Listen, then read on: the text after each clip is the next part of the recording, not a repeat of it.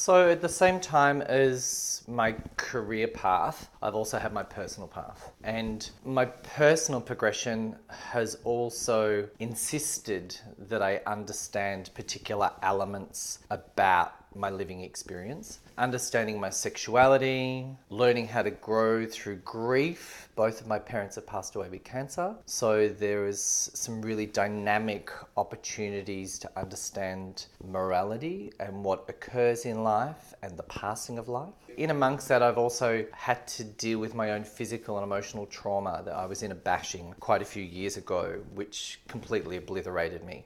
I had to learn how to put myself back together from the inside out. I had to literally reconstruct myself. I can see how when huge trauma occurs, how easy it is to let go of the thread that is ourselves. So learning how to reunite that thread or create a bond or a relationship with that thread, which gave me meaning and reason for living, was something that was utterly necessary. I really came to a point where I had no choice. I either was going to or not going to. Historically, I was trying to enforce change mentally, so simply by changing my mental language, which in turn was compressing the rest of my being. So emotionally and physically, it was creating incredible tension and distortion.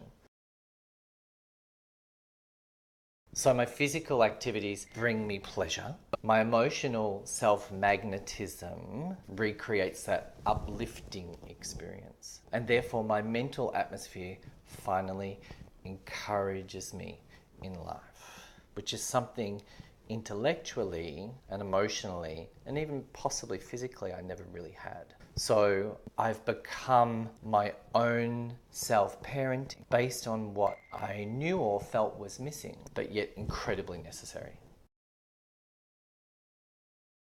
Psychosomatics and my personal relationships was a really beneficial way of understanding, one, how I relate to others, and two, what my expectations of others were. So the psychosomatics gave me the edge to be able to understand what somebody else has to offer, but also how they offer that. I finally had a pathway where I could understand what part of myself was looking for in a relationship.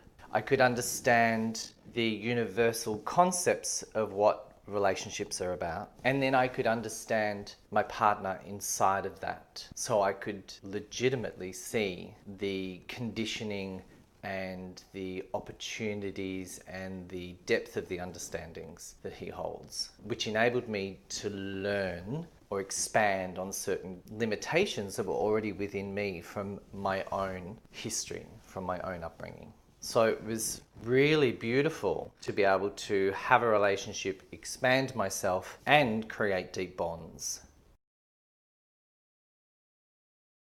So life has this really beautiful way of letting us know who we do or desire to be, who we want to be. Yet we often look at what we think we didn't get, and without realizing that also tells us what we wish to create or desire. So my greatest priority in life is the relationship with myself, because it's one of deep understanding and listening, which really activates an amazing clarity that shows me who I need to be on my own behalf. And that in itself translates immediately to the clarity of the connection with somebody else.